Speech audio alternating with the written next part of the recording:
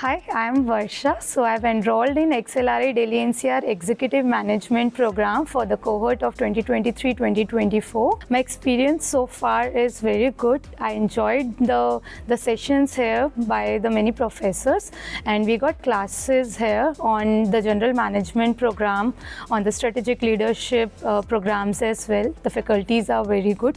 We enjoyed the Campus Immersion program as well. We got basically all the facilities here in the campus, a very beautiful campus with all the facilities, and we do have the program led by the Accreditation team, which is helping us out for the whole the program here.